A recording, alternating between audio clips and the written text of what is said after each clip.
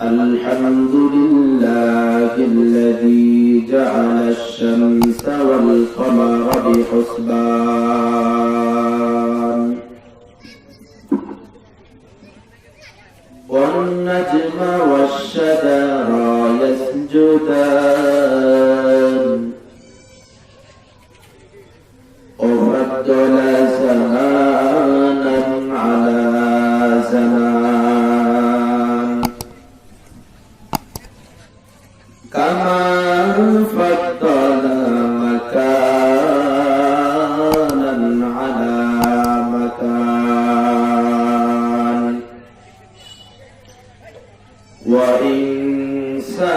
وإنسانا على إنسان ونشهد أن لا إله إلا الله وحده لا شريك له ونشهد أن سيدنا وسندنا وحبيبنا ومولانا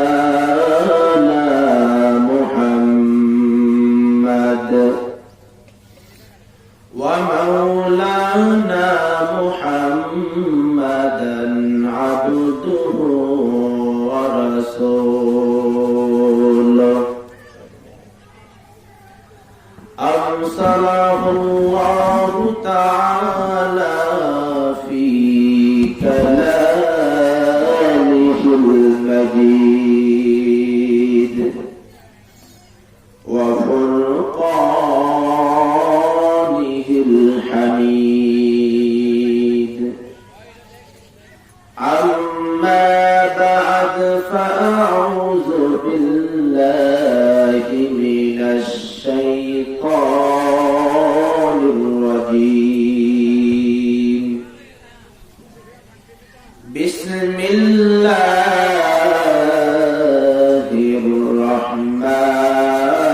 الرحمن الرحيم كل نفس ذائقة الموت وإنما توفون أجورهم يوم القيامة فمن زحزح عن النار أدخل الجنة فقد فاز وما الحياة الدنيا إلا متاع الغرور صدق الله المولانا العظيم وقال رسول الله صلى الله عليه وسلم صحبة المؤمن الموت أو كما قال عليه الصلاة والسلام إن الله وملائكته يصلون على النبي يا أيها الذين آمنوا صلوا عليه وسلموا تسليما اللهم صل على محمد وعلى آل محمد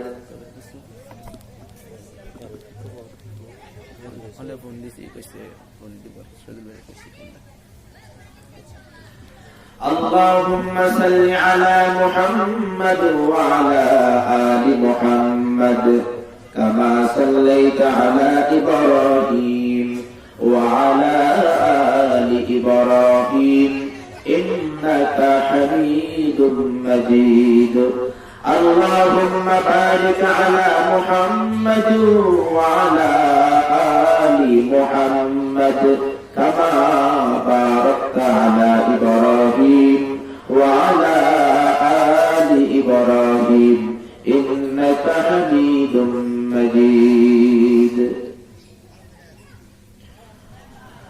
باطل से दबने वाले आया से नहीं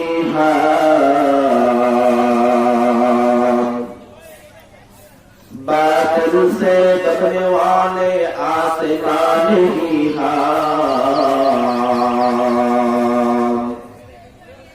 सो बर कर चुका है तो इंतहा हमारा सो बर कर चुका है तो इंतहा हमारा मकबूल तो है शाहजहां कबल तो बहुत हाई मकबूल तो है शाहजहां कबल तो बहुत हाई आईना के मानंदे तूने ही दिल तो बहुत हाई आईना के मानंदे तुझे ही दिल तो बहुत हाय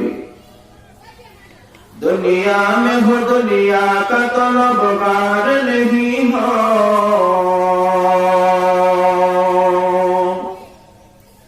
दुनिया में हो दुनिया का तलबगार नहीं हो बाजार से गुजर हो खरीदा नहीं हो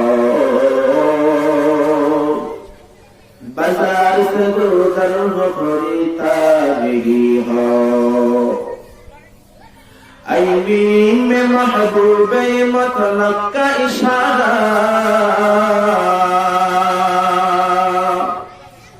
आईमीन में महबूबे मतलब का इशारा फिर क्यों नहीं महबूब खुदा नाम मुहम्मद फिर क्यों नहीं महबूब खुदा नाम मुहम्मद अल्हम्दुलिल्लाह महान अल्लाह रब्बुल आलमीনের দরবারে অসংখ্য অসংখ্য শুকরিয়া যে মহান রব্বুল আলামিন আমাদেরকে গাজী মাহমুদপুর নদীর পার জায়গা সূত্র থেকে আয়োজিত ইসলামিক সম্মেলন করার মধ্যে তৌফিক দান করলেন এজন্য সকলে অন্তরস্থল থেকে শুকরিয়া আদায় করি আলহামদুলিল্লাহ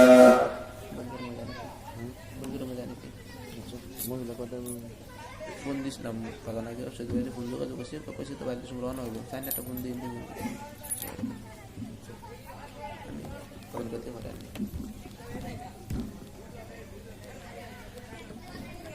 আল্লাহ রাব্বুল আলামিনের দরবারে অসংখ্য গণিত শুকরিয়া এজন্যই যে মহান রব্বুল আলামিন আমাদেরকে একটা দ্বীনি মাহফিল করার মতো তৌফিক দান করেছেন দ্বীনি মাহফিলগুলো এজন্যই করা হয় যেখান থেকে কিছু দ্বীনি কথা আমরা শুনব এবং তার অনুযায়ী আমল করব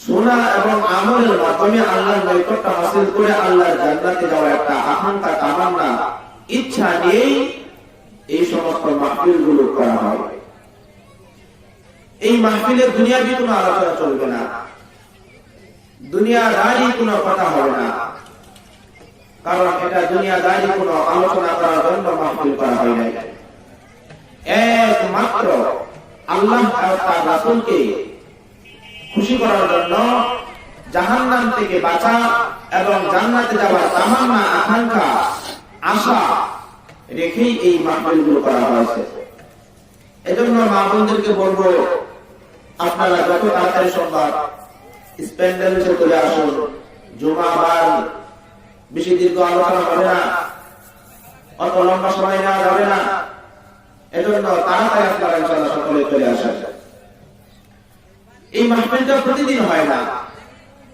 বছরে একটা দিন মাহফিলে একটা উদ্যোগ নেওয়া হয় তারপরে কত কষ্ট কত সমস্যা সমস্ত কষ্টকে বিসর্জন করে সমস্ত সমস্যার রাত ভেঙে এই সমস্ত মাহফিলগুলো করা হয় আর আল্লাহ রাব্বুল আলামিন এই সমস্ত মাহফিলগুলো ওই সমস্ত স্থানেই করার মতো তৌফিক দান করেন আল্লাহ এই সমস্ত এলাকার উপর তার রহমতের দৃষ্টি দিয়া থাকা। সুবহানাল্লাহ। আর আল্লাহ রাব্বুল আলামিন এই সমস্ত মাহফিলগুলো ওই সমস্ত স্থানেই করার তৌফিক দান করেন যেই স্থানের মানুষগুলোকে আল্লাহ মাফ করাইতে চাই, জান্নাতে দিতে চাই। সুবহানাল্লাহ। কারণ আল্লাহ পাক জানে বান্দা 5 ওয়াক্ত নামাজ ঠিকমতো পড়ে না, রমজানের রোজা ঠিকমতো রাখে না, পর্দার সহিত ঠিকমতো চলে না। আল্লাহ পাকের যে সমস্ত বিধানগুলো আছে ওই সমস্ত বিধানগুলো ঠিকঠাক মতো আমল করে না, তো ওই বান্দাগুলো, ওই গ্রামের মানুষগুলো তো জাহান্নামী হয়ে যাচ্ছে। এই জন্য আল্লাহ কিছু কিছু মানুষের মাধ্যমে দ্বীনি মাহফিল করার তৌফিক দেন, যাতে দ্বীনি মাহফিল থেকে কিছু আমল ওয়ালা কিছু কথা শুনে আমল করতে পারে এবং আল্লাহর জান্নাত যারা কামাই করতে পারে। এজন্য যে মহান রব্বুল আলামিন আমাদেরকে অত্যন্ত মায়া করে, মহব্বত করে, ভালোবেসে, স্নেহ করে, তার রহমতের চাদর দ্বারা আমাদেরকে আবৃত করে তার নৈকট্য লাভের জন্য বিশ্বনবীর মুহাম্মদুর রাসূলুল্লাহ সাল্লাল্লাহু আলাইহি ওয়াসাল্লামের সন্তুষ্টির জন্য এই যে একটা দ্বীনি মাহফিল করানো আল্লাহ তৌফিক দান করলেন। আমাদের প্রত্যেকেরই উচিত আমরা সকলেই প্রাণ খুলে আল্লাহর দরবারে শুকরিয়া আদায় করা। আলহামদুলিল্লাহ। কারণ আল্লাহ রাব্বুল আলামিন বলেন, লাইন শাকারতুম লাযীদান্নাকুম ওয়া লাইন কাফারতুম ইন্না আযাবি লাশাদীদ।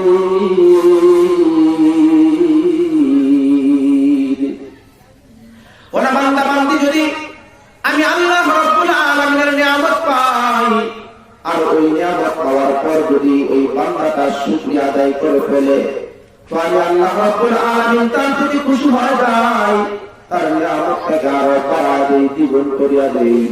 আর যদি কোনো বান্দা আমি আল্লাহর নিয়ামত পাওয়ার পর শুকরিয়া আদায় না করে, না শুকরিয়া আদায় করে, তো আমি আল্লাহ রাব্বুল আলামিন তার নিয়ামতটাকে ছিনাইয়া নেই। নাউযুবিল্লাহ। শুধু তাই ছিনাই আনি তাই নয়, আল্লাহ বলেন ওই বান্দার নিয়ামতটাকে আমি কমাইয়া দেই এবং তাকে কঠিন আযাবের মধ্যে বিস্তার করি। হয়তো জামানার পয়গম্বর হযরত মূসা আলাইহিস সালাতু ওয়াস সালামের জামানায় হযরত মূসা আলাইহিস সালাতু ওয়াস সালাম আল্লাহর সাথে সাক্ষাৎ করার জন্য যাইতেছেন। প্রতিমধ্যে একজন লোকের সাথে সাক্ষাৎ হয়ে যায়। ওই লোক দাঁড়িয়ে বলতেছেন, ও জামানার পয়গম্বর মূসা, তুমি বুঝি আল্লাহর সাথে সাক্ষাৎ করার জন্য যাচ্ছ, তুমি বুঝি আল্লাহর সাথে কথা বলার জন্য যাচ্ছ? ও মূসা, তুমি যদি আল্লাহর সাথে কথা বলার জন্য যাও, তাহলে আমার একটা প্রশ্ন আছে, আমার একটা কথা আছে, আমার একটা আরজি আছে। আমার এই আরজিটা, আমার এই প্রশ্নটা তুমি আল্লাহর কাছে করবা, আর প্রশ্নের উত্তরে আল্লাহ আমার কি করণীয় দেয় তা তুমি আমাকে জানাবে। আবার জামানার পয়গম্বর মূসা আলাইহিস সালাতু ওয়াস সালাম লোকটাকে ডাক দেয়া বলতেছে, আরে ভাই, কি তোমার সেই প্রশ্ন, কি তোমার সেই আরজি, আমাকে বলো, আমি আল্লাহকে বলবো।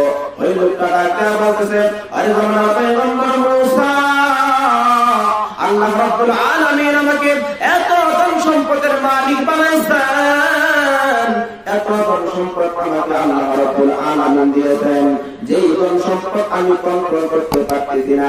তুমি আল্লাহকে বলবা, আল্লাহকে জিজ্ঞাসা করবা, কোন কাজ করলে আল্লাহ রাব্বুল আলামিন আমার এই ধন সম্পদগুলো ক্ষমা দিবে।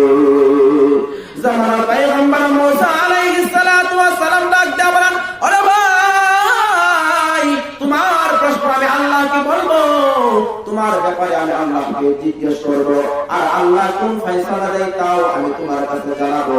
হযরত মূসা আলাইহিস সালাতু ওয়াস সালাম আবার রওনা হয়ে গেল। প্রতিমধ্যে আরেকজন মহিলার সঙ্গে সাক্ষাৎ হয়ে যায়। ওই মহিলা ডাক দেয়া বলতেছে, ও আমার পয়গম্বর মূসা, তুমি তো আল্লাহর কাছে যাইতেছো আল্লাহর সঙ্গে কথা বলার জন্য, আল্লাহর সঙ্গে দেখা করার জন্য। মূসা, আমার একটা একটা প্রশ্ন ছিল, আমার একটা আরজি ছিল, তুমি আল্লাহকে জিজ্ঞাসা করবা। জামানার পয়গম্বর মুসা ডাক দিয়া বলেন, ওরে মা, কি তোর প্রশ্ন, কি তোমার এরকম আরজি, তুমি আমাকে বলো, আমি আল্লাহকে বলবো।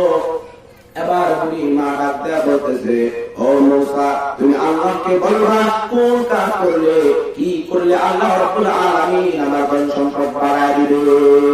হযরত মুসা আলাইহিস সালাতু ওয়াস সালাম ডাক দিয়া বলতেছেন, ঠিক আছে, ঠিক আছে, তোমার ব্যাপারে আল্লাহকে আমি জিজ্ঞেস করব, আল্লাহকে আমি প্রশ্ন করব, আল্লাহর কাছে আমি বলবো, আর আল্লাহ কি উত্তর দেয় তাও আমি তোমাকে জানাই দেব।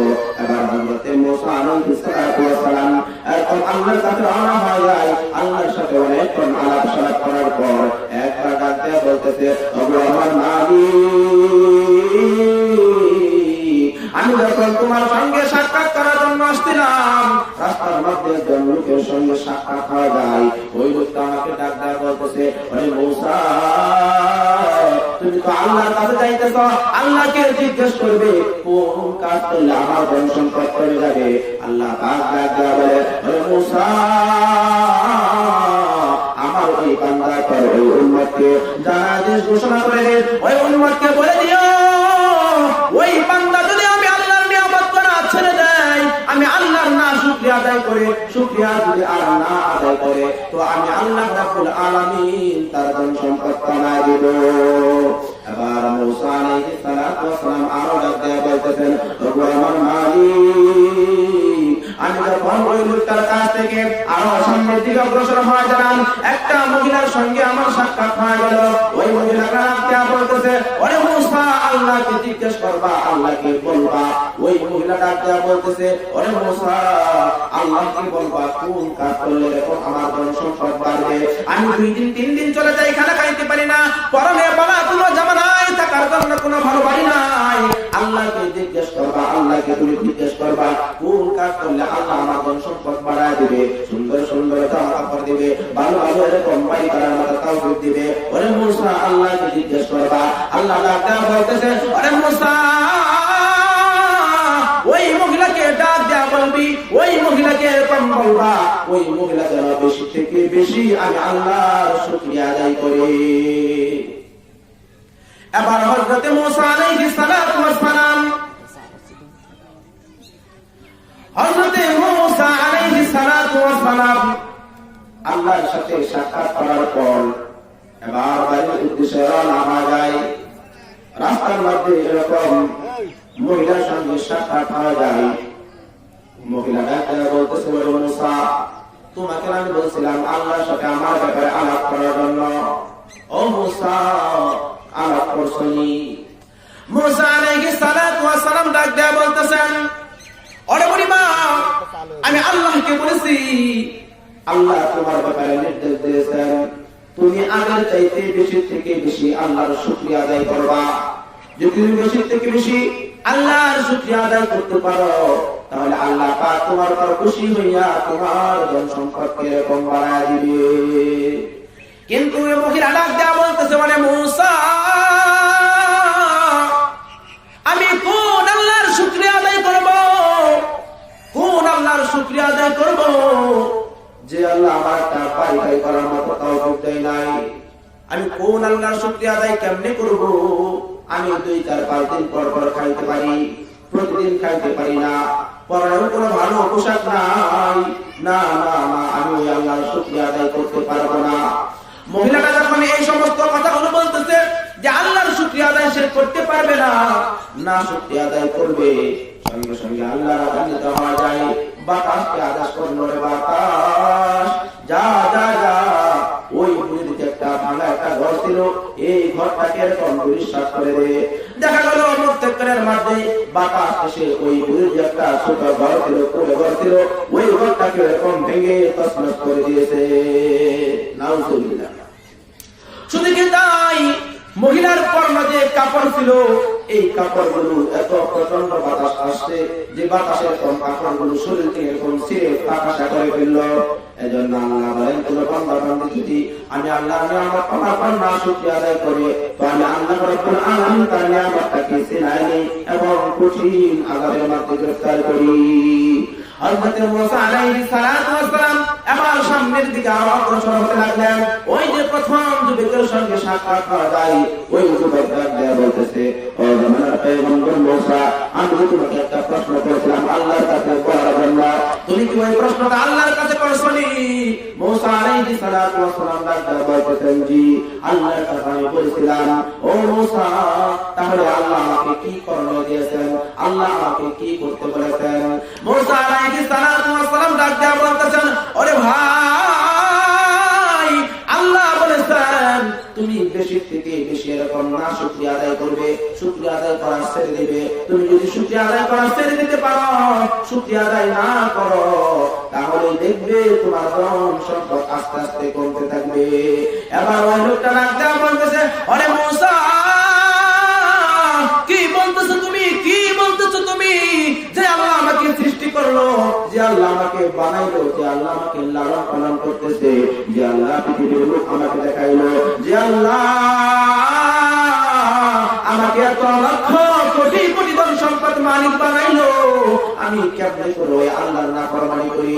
না না না, আমি আল্লাহর নাফরমান করতে পারবো না। এই মুহূর্তে এই সময় আমি আল্লাহর শুকরিয়া আদায় করতেছি, আলহামদুলিল্লাহ। ওই লোকটা আল্লাহর শুকরিয়া আদায় করতে দেরি হয়, সঙ্গে সঙ্গে আল্লাহর রহমত তার উপর বর্ষিত হতে থাকে। আল্লাহ তার নিয়ামতটাকে বাড়াইয়া দেন। এরকম বাড়াইতে বাড়াইতে দেখা যায় ওই লোকটার ধন সম্পদ আগের চাইতে দ্বিগুণ হয়ে গেছে। সুবহানাল্লাহ। এজন্য মা বোনেরা, আজকে আমরা একটি মাহফিল যে করতে পারতেছি, এটা আল্লাহ পাকের বিশেষ নিয়ামত ছাড়া আর কিছু না। অনেক গ্রাম আছে যেখানে মানুষ আছে প্রভাবশালী, তারপরে দিনে একটি মাহফিল করার মতো আল্লাহ সামর্থ্য দেয় না। আমাদের সমাজে লোক সংখ্যা কম, তারপরেও আল্লাহ রাব্বুল আলামিন তার রহমতের দ্বারা আমাদেরকে একটা মাহফিল করার মতো তৌফিক দান করতেন। এজন্য আমাদের উচিত হলো, আমাদের করণীয় হলো আল্লাহ পাকের বেশি থেকে বেশি শুকরিয়া আদায় করা। আর যদি আমরা এরকম শুকরিয়া আদায় করতে পারি, তাহলে আল্লাহ রাব্বুল আলামিন আমাদের নিয়ামতগুলোকে আরো বুলন্দ করে দিবে, আরো বাড়ায় দিবে। সুবহানাল্লাহ। তাহলে মুরগি মাঝে দিছো, তুমি একটা চা করলে কেটে ফাঁক হয়ে যাব।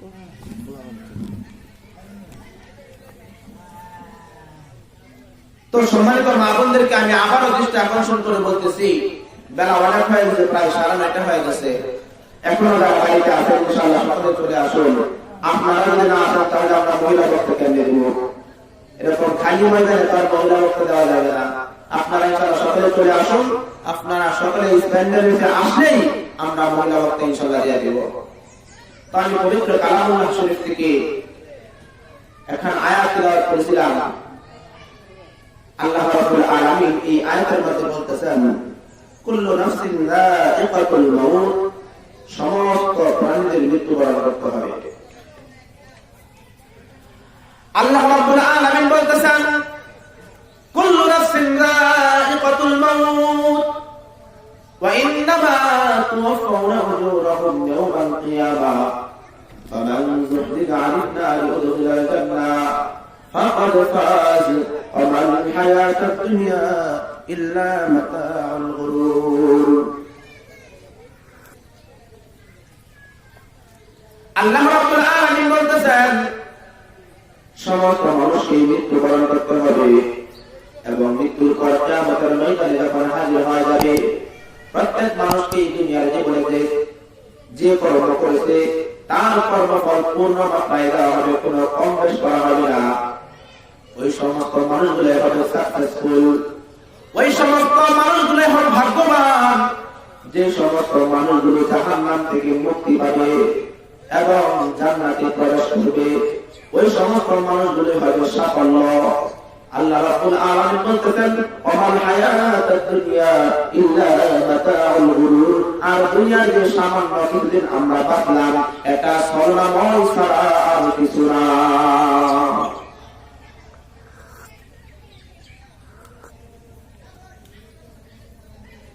দুনিয়ার জীবন আল্লাহ রাব্বুল আলামিন থাকার জন্য দেন নাই।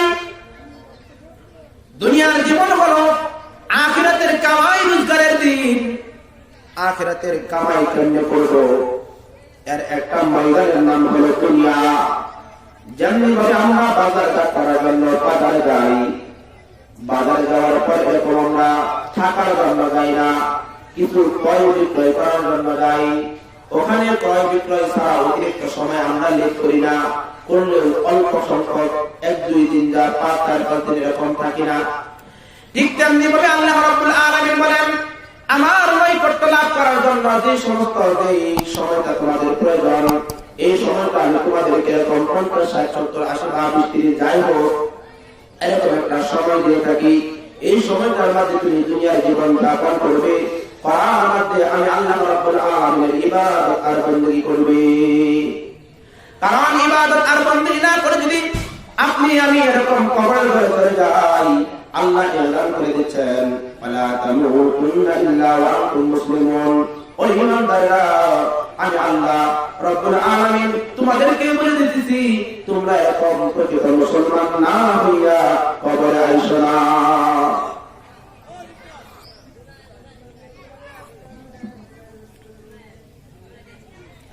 আল্লাহ রাব্বুল আলামিন বলতেছেন, প্রকৃত মুমিন না হইয়া কবরে আসো না। কারণ প্রকৃত মুমিন না হইয়া যদি তুমি কবরে আসো, তাহলে ওই কবরটা তোমার জন্য এরকম ভয়ঙ্কর হয়ে যাবে, তোমার জন্য এরকম আযাবপূর্ণ হয়ে যাবে। এজন্য আমার মা বোনেরা, সর্বাবস্থায় সর্বহালতে আমাদেরকে ইবাদত আর বندگির মধ্যে জীবন যাপন করতে হবে। কারণ জানা নাই কখন জানি মালাকুল মউত হযরত আজরাইল আলাইহিস সালাতু ওয়াস সালাম আয়েশা হাজির হয়ে যায়। অনেক মা বোন আছে, অনেক ভাইয়েরা আছে, অনেক এরকম আল্লাহর বান্দা বান্দি আছে যে নামাজ এখন থেকে আর পড়বো না, আর কয়েকটা দিন থাক, ছেলেদেরকে বিবাহ দেই, দাড়িগুলো এরকম পাকুক, চুলগুলো এরকম পাকুক। ওরে মা, ওরে বোন, ওরে ভাইয়েরা, তোমার এই ভুল ধারণাগুলো তুমি তোমার অন্তর থেকে মুছে ফেলো। কারণ কে বলেছে তুমি এরকম বৃদ্ধ বয়স পর্যন্ত বাঁচবা? আল্লাহ তো ঘোষণা করে দিয়েছেন, লিকুল্লি উম্মাতিন আজাল ফাইযা জাআ আজালুহুম লা ইস্তাখিরুনা সাআতাও ওয়া লা ইস্তাকদিমুন। আল্লাহর পক্ষ থেকে যখন মৃত্যুর আলান এসে যাবে, মৃত্যুর আদেশ এসে যাবে, 1 সেকেন্ড এদিক সেদিক করা হবে না, সঙ্গে সঙ্গে তোমাকে মৃত্যুবরণ করতে হবে। তুমি যেখানেই থাকো, যে হালতেই থাকো, যে অবস্থাতেই থাকো, সঙ্গে সঙ্গে তোমার মৃত্যুর পেয়ালা পান করতে হবে। এজন্য আমার মা বোনেরা, সর্বাবস্থায় মৃত্যুর জন্য প্রস্তুত হবা। কারণ কখন আমার মৃত্যু এসে যায় জানা নাই, জানা নাই, জানা নাই। এজন্য আমাকে কি করতে হবে? মৃত্যুর আগে আমার ঈমানটাকে পাকা করতে হবে। কারণ মৃত্যু কখন আপনাকে এলান করে আসবে না, আপনাকে জানাই আসবে না, হঠাৎ করে আপনার মৃত্যু এসে যাবে। যারা দুনিয়ার জীবনে এরকম মৃত্যুর জন্য প্রস্তুত নিয়েছেন, তারাই কিন্তু সফল কাম হয়েছেন। আর যারা মনে করেছেন মৃত্যুর জন্য এরকম প্রস্তুতি নেওয়ার অনেক সময় আছে, তারাই কিন্তু দুনিয়ার জীবন এরকম ধ্বংস করে দিয়ে এরকম আখিরাতের ময়দানে জাহান্নামে নিক্ষিপ্ত হয়েছেন। এজন্য আমার মা বোনেরা, মৃত্যু কখন এসে যায় বলা যায় না। মৃত্যু যে কোনো সময় আসতে পারে। যদি আপনি থাকেন বাজারে, যদি আপনি থাকেন এরকম বাড়িতে, যেখানে থাকেন না কেন, মৃত্যু আপনাকে এরকম পাকড়াও করবে। মরণ থেকে যতই পালাও, মরণ তোমায় লইবে গিরি।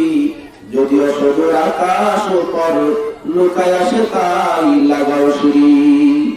আইনামা তাকুনু ইউদরিকুমুল মাউত ওয়ালাউ কুনতুম ফি বুরুজিন মুশাইয়াদা। আল্লাহ বলেন, মৃত্যু থেকে তুমি যেখানে পালায়ন করো, মৃত্যু তোমাকে গ্রেফতার করে নেবে। মৃত্যু থেকে পালানোর কোনো উপায় নাই। মৃত্যু যখন এসে যাবে, সঙ্গে সঙ্গে তোমার মৃত্যুটা বরণ করতে হবে।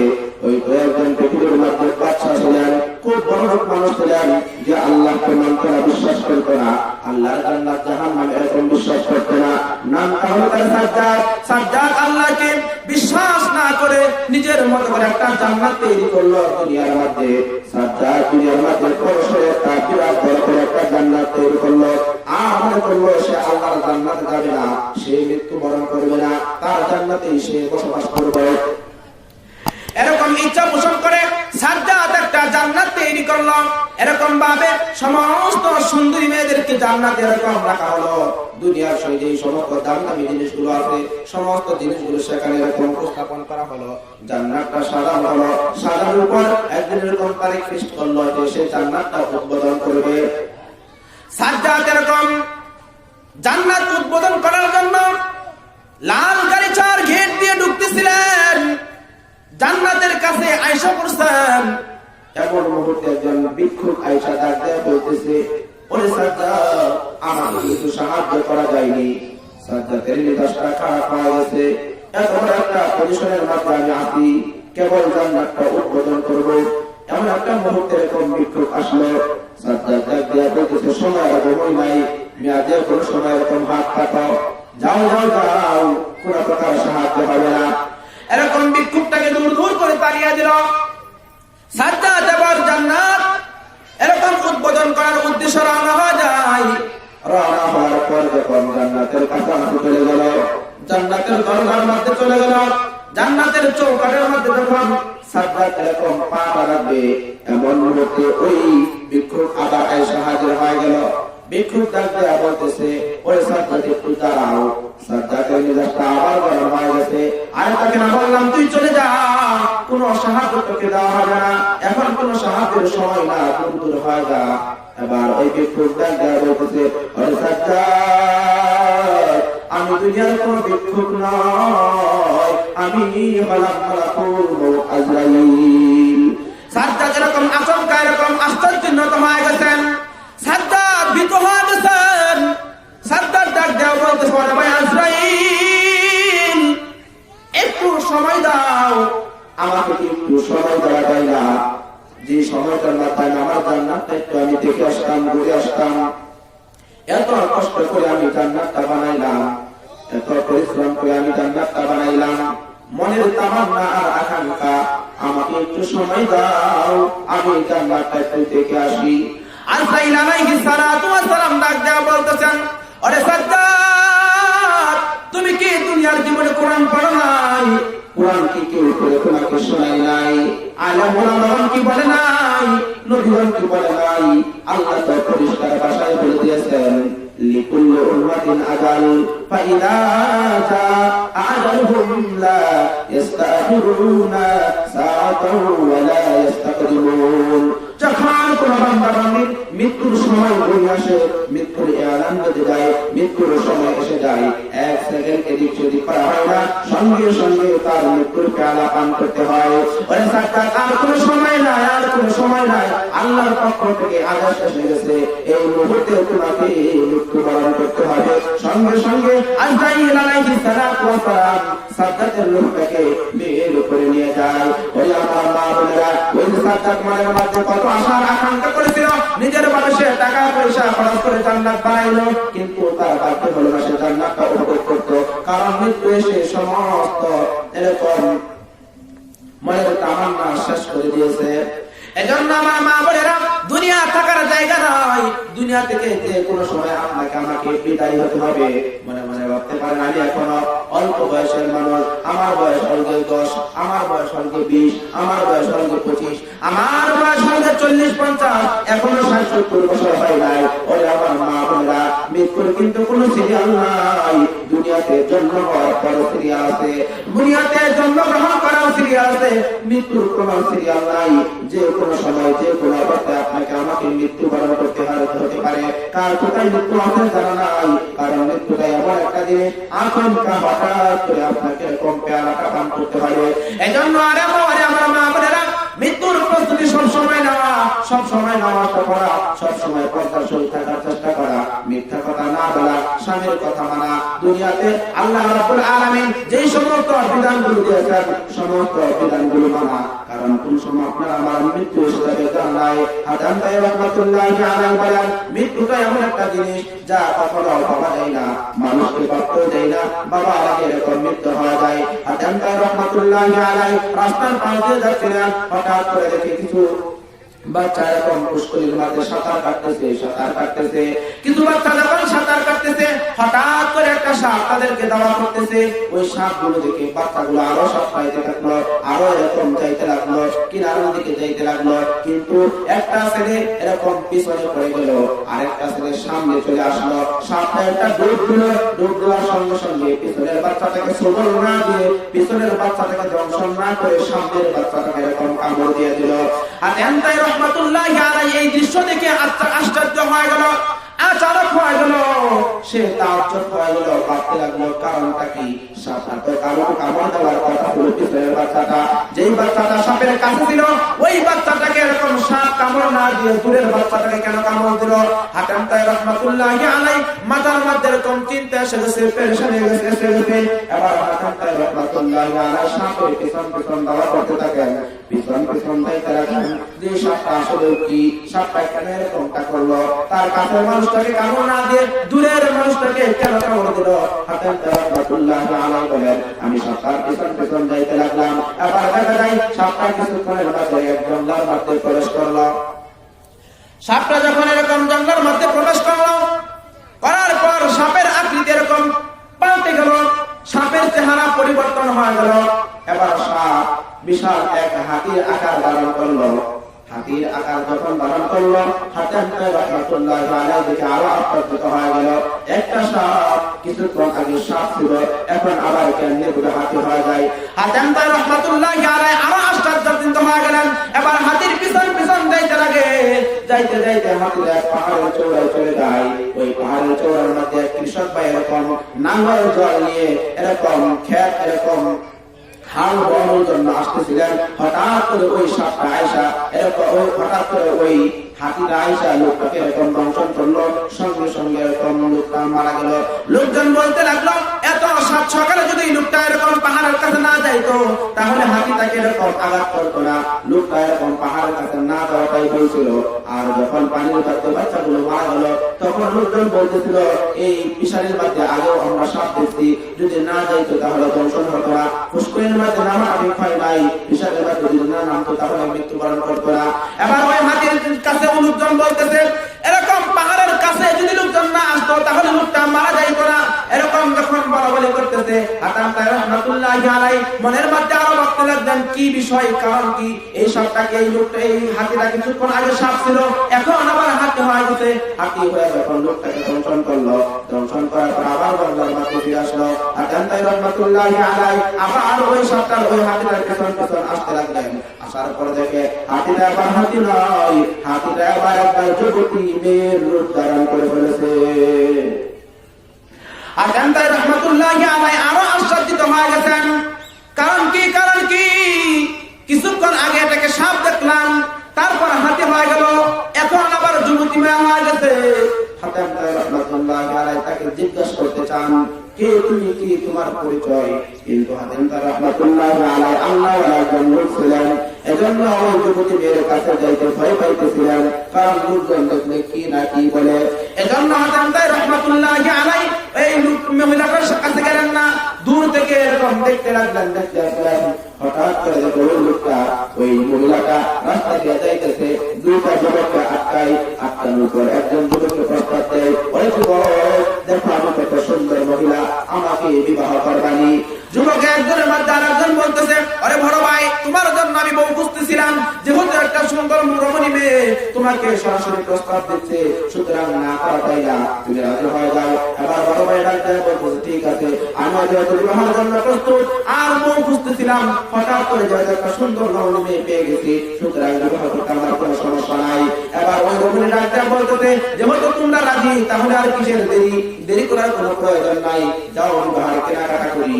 এবার বড় ভাইটাকে বলতেছে, যাও তুমি এরকম বাজার বাড়িতে কিছু কেনাকাটা করার জন্য যাও। এবার ছোট ভাই আর ওই মেয়ে মহিলাটা এই রাস্তার মধ্যে থাকতে থাকেন, অবস্থান করতে থাকেন। ওদিক দিয়ে বড় ভাই বাজার করার জন্য বাজারে চলে যায়। বাজার করে মনটা খুশি খুশি আর আনন্দের মধ্যে এরকম বাড়িতে যখন আসলেন, আসার সঙ্গে সঙ্গে মহিলাটা কান্না শুরু করে দিয়েছে। মহিলাটা ডাকতে বলতেছে, ও ভাই, ও ভাই, তুমি আমার সাথে এমন কামটা করতে পারলে? বড় ভাই ডাকতে বলতেছে, কি হয়েছে তোমার, কি হয়েছে? এবার মহিলা ডাকতে বলতেছে, তুমি যখন বাজারে এরকম কেনাকাটার করার জন্য চলে যাইলা, তোমার ছোট ভাই আমার সঙ্গে এরকম খারাপ আচরণ করছে, আমার সঙ্গে জিনা করতে চাইছে, না না না আমি এই বিবাহ করব না, এখনো বিবাহ হয় নাই তোমার আমার সাথে, এখনই যদি এরকম চরিত্র প্রকাশ পায় আর যদি তোমার সঙ্গে আমার বিবাহ হয়ে যায় তাহলে না জানি কোন সমস্যার মধ্যে পড়তে হবে। এবার বড় ভাই এই কথা শোনার সঙ্গে সঙ্গে মেজাজটা চরম হয়ে যায়, রাগান্বিত হয়ে যায়, রাগের মাথায় ছোট ভাইকে আঘাত করতে থাকে। এবার ছোট ভাই বড় বড় ভাবলেন আমি কিচ্ছু করলাম না, মহিলাটা ভুলভাল মিথ্যা কথা বড় ভাইকে বললো, বড় ভাই শোনার পর সঙ্গে সঙ্গে আমাকে আঘাত করলো, ছোট ভাইয়ের মেজাজটাও খারাপ হয়ে গেছে। এবার ছোট ভাই বড় ভাইকে আঘাত করতে শুরু করলো, দুইজনের মধ্যে এমন মারামারি লাগলো, এমন হানাহানি আর আঘাত লাগতে শুরু করলো, সঙ্গে সঙ্গে দেখা গেল একে অপরকে আঘাত করে দুজন দুনিয়া থেকে বিদায় হয়ে গেল।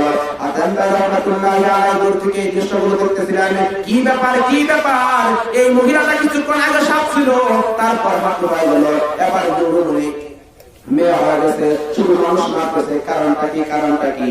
এবার ওই মহিলার পিছন পিছন যাইতে রাখে, জঙ্গলের মধ্যে যাই, যাওয়ার পর এবার ওই মহিলা একটা আল্লাহ ওয়ালা পরিবেশের দেশ নিলেন। এবার আতেন ভাই রহমাতুল্লাহি আলাইহি বড় বড় ভাবতে লাগলেন যেহেতু এবার হুজুর হয়ে গেছে, আল্লাহ ওয়ালা মানুষ হয়ে গেছে, আমিও হুজুর ওই লোকটাও হুজুর, যাই যাই যাই তার সাথে কিছু কথা বলি। এবার ডাক্তার বলতেছে বলে আল্লাহর ওলি কি তোমার পরিচয়, সর্বপ্রথম তোমাকে আমি দেখলাম সাপের আকৃতিতে, তারপর দেখলাম তুমি হাতি হয়ে গেলে, তারপর দেখলাম যুবতী মেয়ে হয়ে গেলে, এখন দেখতেছি হুজুর হয়ে গেছ, কে তুমি কি তোমার পরিচয়, মানুষগুলোকে কেন তুমি এরকম ভাবে হত্যা করলে। এবার ওই আল্লাহর ওলি ডাক্তার বলতেছে হাতেম